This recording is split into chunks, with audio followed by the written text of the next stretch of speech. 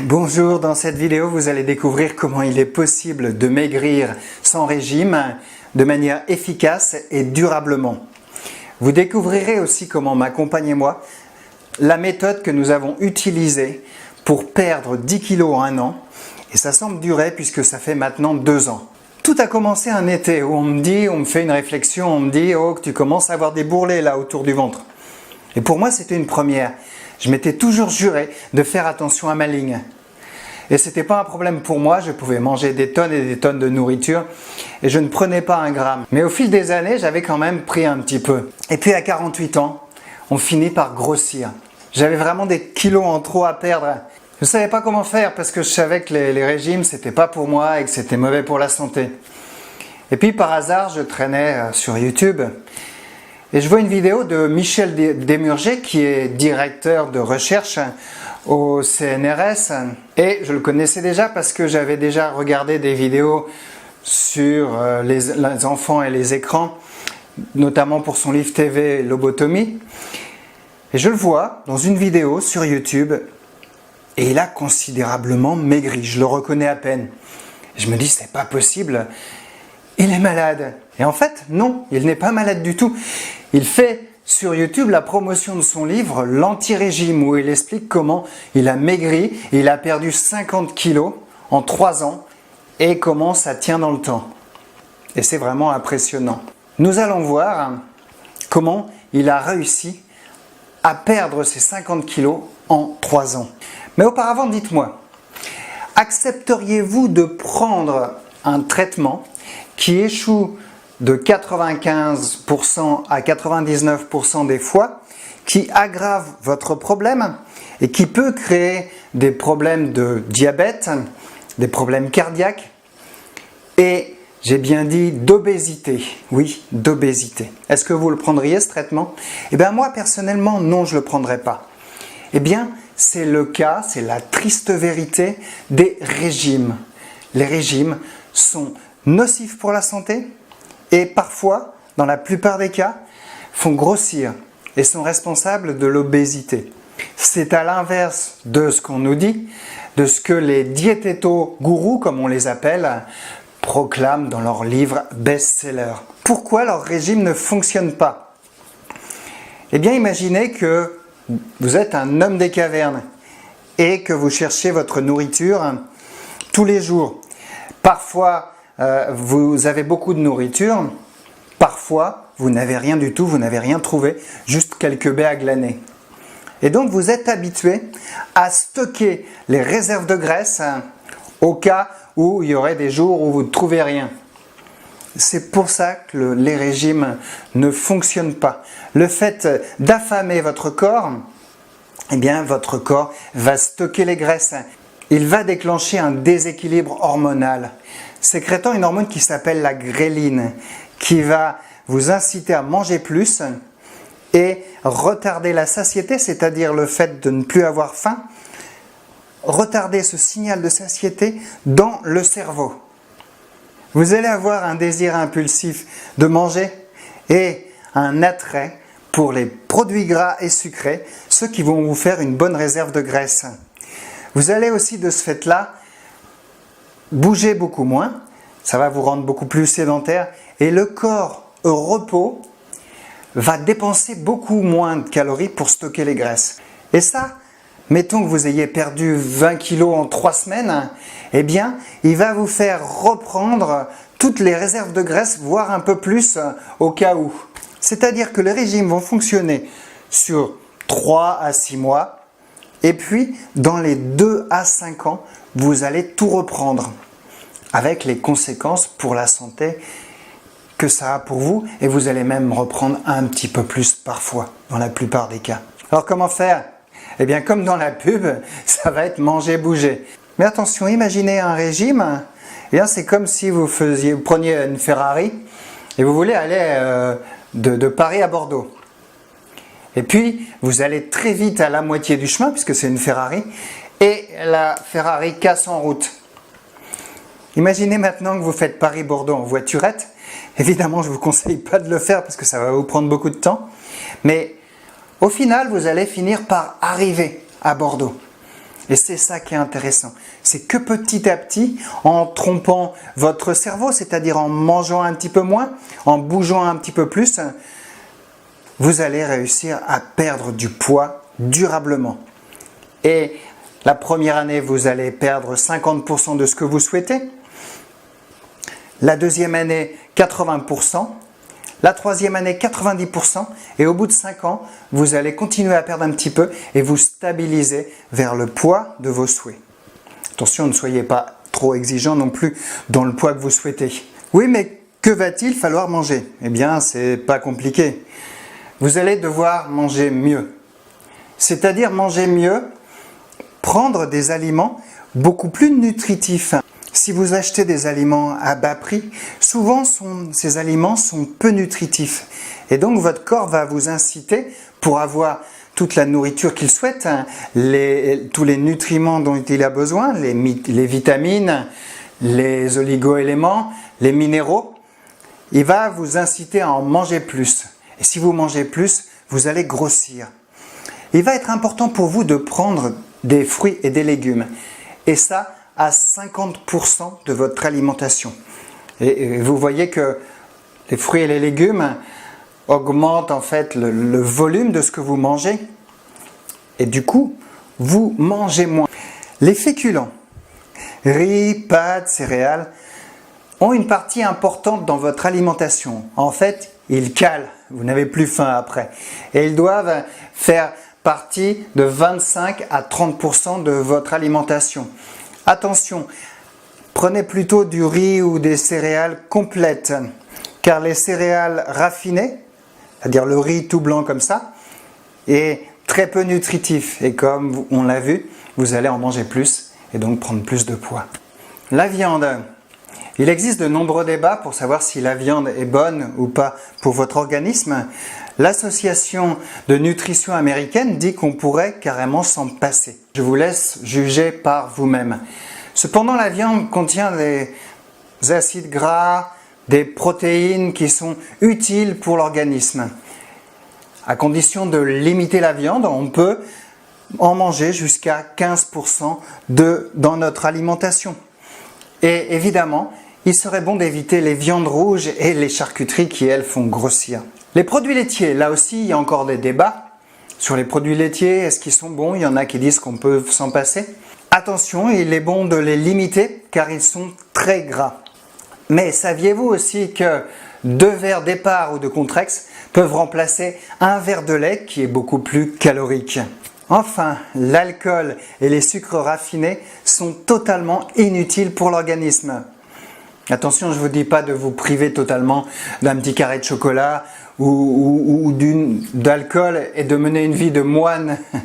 Non, vous pouvez en prendre un petit peu, mais vraiment essayez de limiter ça tant que vous pouvez.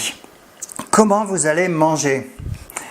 D'abord, je voudrais vous mettre en garde contre l'environnement qui nous pousse à manger. La taille des hamburgers a augmenté, la taille des pop-corn au cinéma aussi.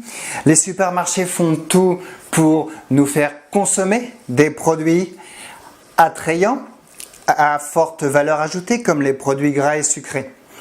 Essayez de vous en préserver. Le cerveau a beaucoup de mal à quantifier ce dont il a besoin à chaque repas. Aussi, vous avez besoin de le tromper. C'est-à-dire que vous pouvez changer la taille de vos couverts, la taille de vos assiettes. Ainsi, dans une petite assiette, vous aurez l'impression d'avoir plus de nourriture et vous en mangerez moins. Et nous allons voir comment maigrir avec la règle des 3 R. Et d'abord, le R de réduire la densité calorique, c'est-à-dire le nombre de calories que vous avez pour un aliment qui pèse 100 grammes. Pour réduire cette densité, vous avez parfois besoin de mettre un peu moins d'huile, de faire griller les viandes plutôt que de les passer à la poêle, de faire bouillir la nourriture. Le deuxième R, c'est remplacer. Par exemple, le matin, vous pouvez très bien réussir à perdre du poids en remplaçant votre pain au chocolat, qui fait à peu près 300 calories, par une brioche qui va en faire 200. Moi, je suis amateur de bière et j'ai repéré que certaines bières font jusqu'à 300 calories et d'autres bières font 200 calories. Donc, si je veux continuer à boire un petit coup de temps en temps, eh bien, j'ai juste à changer ma marque de bière. Le troisième R, c'est rajouter. Rajouter des aliments peu caloriques pendant vos repas. C'est-à-dire rien que le fait de rajouter une entrée va vous faire manger moins du plat principal car votre cerveau, votre estomac aura l'impression d'avoir plus de volume. Vous pouvez rajouter des légumes à votre plat principal et ça va vous aider à manger moins de calories et donc vous faire maigrir. La diversité, et ça c'est l'ennemi de la perte des kilos. Attention, je n'ai pas dit qu'il faut manger de manière non diversifiée, qu'il faut manger toujours la même chose. Non, mais il faut éviter de donner au cerveau le choix entre plusieurs plats. Si par exemple vous faites un barbecue et puis vous donnez le choix entre plusieurs viandes, un choix par exemple entre 5 viandes, eh bien vos convives vont avoir tendance à manger beaucoup plus. C'est pareil quand vous êtes dans un buffet à volonté, dans un restaurant, vous avez tendance à manger beaucoup plus car le cerveau a vraiment du mal à choisir et il est tenté par tous les plats. Ainsi, quand vous mangez, vous pouvez vous limiter à 1 ou 2 plats. Comment se comporter pour maigrir? Vous avez 2 options. Vous avez une option plus difficile, mais qui est relativement payante, c'est de compter les calories que vous mangez chaque jour, et ça pendant 15 jours. C'est ce que j'ai fait. Et je me suis aperçu qu'il y avait vraiment des pôles de nourriture que je mangeais beaucoup trop. Et de la nourriture qui était calorique, et je ne savais pas. Comme le pain, je ne savais pas que c'était très calorique. Je mangeais trop de pain, je mangeais trop de fromage. Rien qu'en réduisant, en limitant le pain et le fromage, j'ai pu observer une perte de poids. Bien sûr, je n'ai pas fait que ça. J'ai aussi fait du sport. J'ai aussi réduit les gâteaux apéritifs. Mais rien que le fait de calculer les calories, et il existe un site qui est bien fait, qui est calories.com. Attention, vous n'avez pas besoin de le faire pendant 1 an, ça serait très fastidieux. Mais rien que faire ça, tous les jours, va vous apporter des informations très intéressantes sur ce que vous mangez. Et la deuxième option, qui est beaucoup moins contraignante, c'est regarder les calories qu'il y a dans les aliments que vous mangez habituellement. À savoir que vous allez vous habituer à savoir qu'un pain au chocolat, c'est, comme je vous l'avais dit, 300 calories. De ce fait-là, vous allez pouvoir réduire la quantité de calories que vous mangez par jour. Et vous allez voir que c'est vraiment impressionnant parce que parfois on n'a vraiment pas conscience des calories que contient un aliment. Par exemple, si je vous donnais le choix entre un petit cœur de palmier Paul ou un pain au chocolat Paul, qu'est-ce que vous prendriez? On a l'impression que ce petit cœur de palmier est beaucoup moins calorique. Eh bien non, il pèse, entre guillemets, 611 calories. Le pain au chocolat, on en a parlé, 300 calories. Vous voyez, vous pouvez toujours vous faire plaisir en prenant le pain au chocolat et en évitant le cœur de palmier. Ou alors vous le coupez en 2. Vous voyez qu'on est bien loin des régimes qui demandent des sacrifices énormes, où on vous oblige à manger des blancs de poulet et des œufs toute la journée.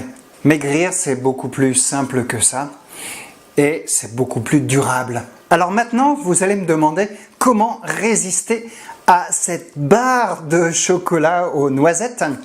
Eh bien, tout simplement, si cette barre de chocolat aux noisettes, si cette barre de chocolat n'est pas sur votre bureau, eh bien, vous allez être beaucoup moins tenté.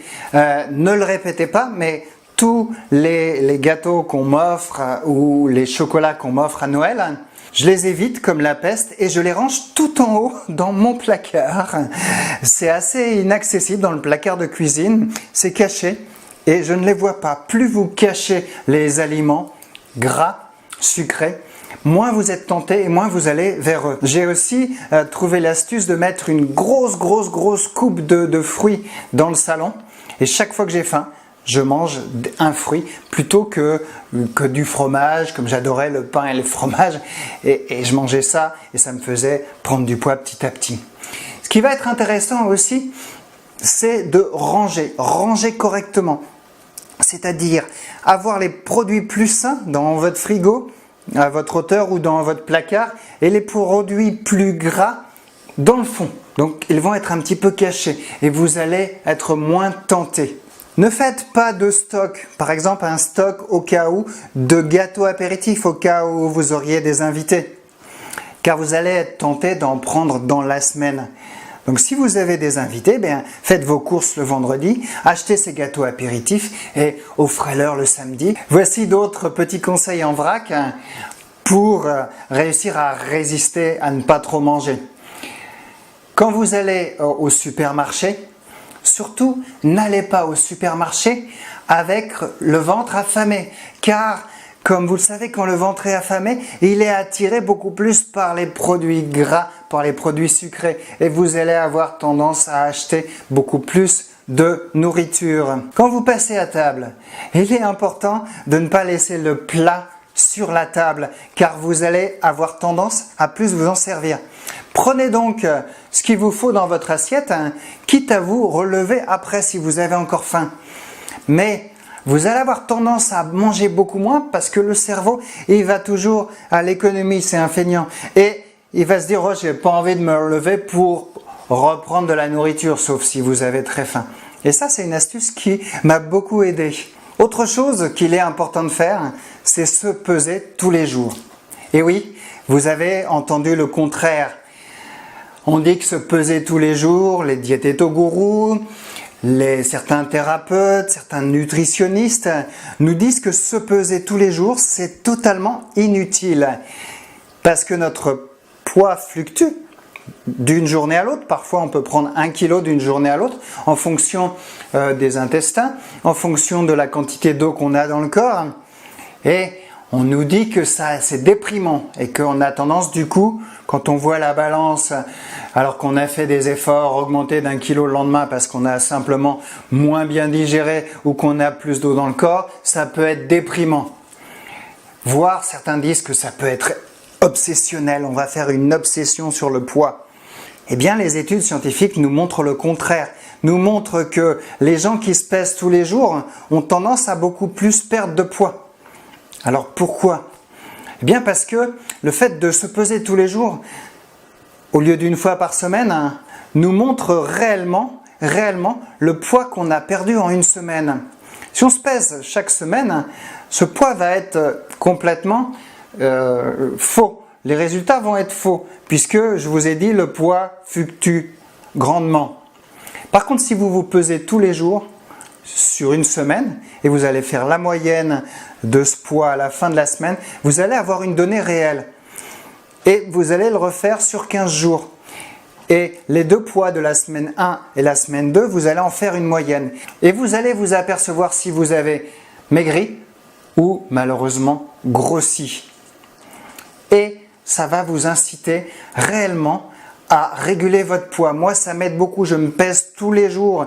Je fais la moyenne une semaine, la deuxième semaine et la moyenne des deux.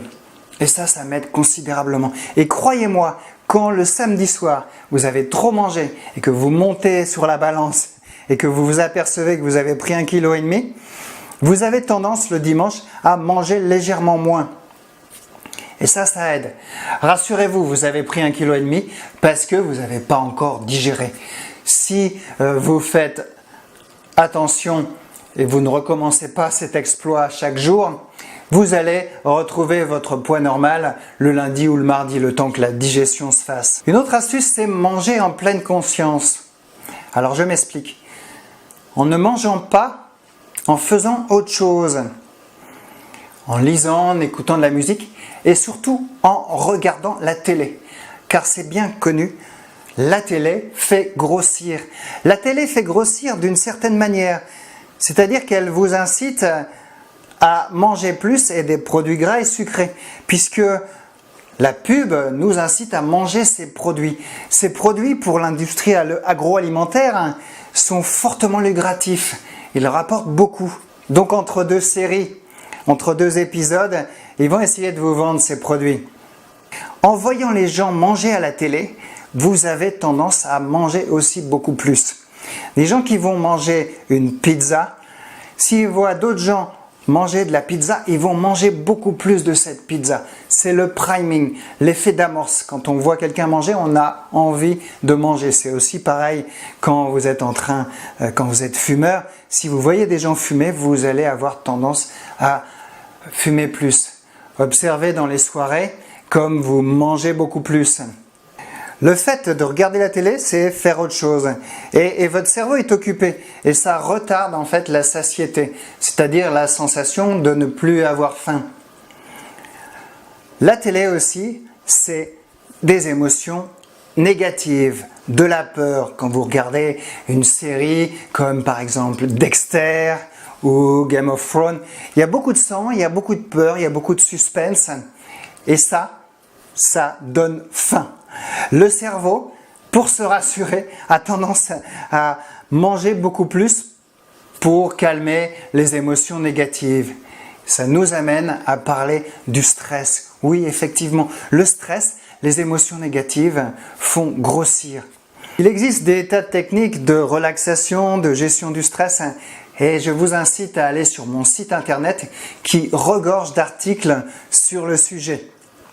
Mais ce que vous pouvez faire aussi, quand vous avez très envie de cette barre de chocolat aux noisettes, vous pouvez passer un petit temps de respiration. Vous faites quelques respirations. Et vous allez vous apercevoir que si vous tenez un petit peu, l'envie est passagère. L'envie va s'en aller. Quelque chose qui est primordial aussi pour perdre du poids, c'est le sommeil. En effet, le sommeil a diminué depuis une cinquantaine d'années. On a perdu au moins 1h30 de sommeil. Et on voit que parallèlement, l'obésité a augmenté. Donc il y a une cause à effet. En effet, quand on dort moins, on sécrète une hormone qui s'appelle la gréline et qui, comme on l'a vu tout à l'heure, a tendance à nous faire manger beaucoup plus. On est beaucoup plus fatigué. On va moins bouger. Et donc le sommeil va être responsable de votre prise de poids. Et il est bon de dormir à peu près 8 heures par nuit. Il est évident que le sport fait du bien et va réussir à vous faire perdre du poids. Attention, nous parlons de sport de manière modérée. C'est-à-dire que vous allez avoir besoin de ne pas trop faire de sport. Rappelez-vous, il est bon de ne pas affamer votre corps. Ou si vous faites trop de sport, vous allez devoir manger un petit peu plus. Et ça, c'est la régulation du poids. Car dès que vous affamez votre corps, c'est mauvais pour vous. C'est mauvais pour la reprise de poids. Faire du sport de manière modérée, eh bien, et de manière régulière aussi. Aussi, j'ai incité une de mes patientes qui était en surpoids, à marcher 10 minutes, 5 à 10 minutes tous les jours. Elle a ajouté un petit peu, elle a corsé l'affaire en se garant un peu plus loin sur le parking de son travail. Et du coup, elle faisait 10 à 15 minutes de marche en plus par jour. Elle était beaucoup moins essoufflée quand elle montait les escaliers de mon cabinet. Elle sentait qu'elle avait beaucoup moins mal aux articulations et qu'elle était capable de marcher beaucoup plus. Et cerise sur le gâteau, elle perdait un petit peu de poids. Vous allez avoir besoin de faire du sport, mais pas trop. Même si moi, je suis adepte de la salle, des instruments de torture de la salle de fitness, nul besoin d'en passer par là. Nul besoin de courir 1 heure, 1h30 tous les jours. Rappelez-vous la règle de l'effet cumulé. C'est petit pas par petit pas que nous progressons. Car si vous faites trop de sport, vous allez peut-être vous en dégoûter. Sauf si vous aimez ça, évidemment. Il va être plutôt intéressant pour mettre en place une habitude d'en faire un petit peu tous les jours. La marche semble très bonne pour le cœur, pour les articulations et pour perdre du poids. Donc si vous pouvez marcher de manière régulière, peut-être un peu plus que 10 à 15 minutes par jour, à vous de voir. Évitez l'effet aussi, après le sport, je l'ai bien mérité. À savoir que vous avez fait une bonne séance de sport, et vous vous dites, j'ai bien le droit de me faire plaisir, j'ai dépensé beaucoup de calories. Et vous prenez ce pain au chocolat à la boulangerie ou qui fait 300 calories ou ce coca qui fait 40 calories. Un coca, c'est à peu près 7 morceaux de sucre.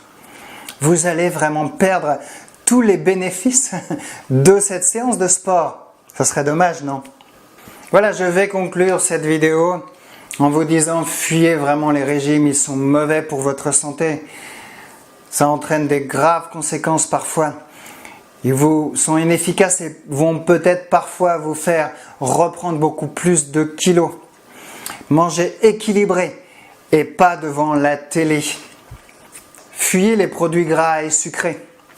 Essayez de bouger un peu plus. Trompez votre cerveau. Rappelez-vous de l'astuce de la taille de vos couverts. Réduisez la taille de vos couverts.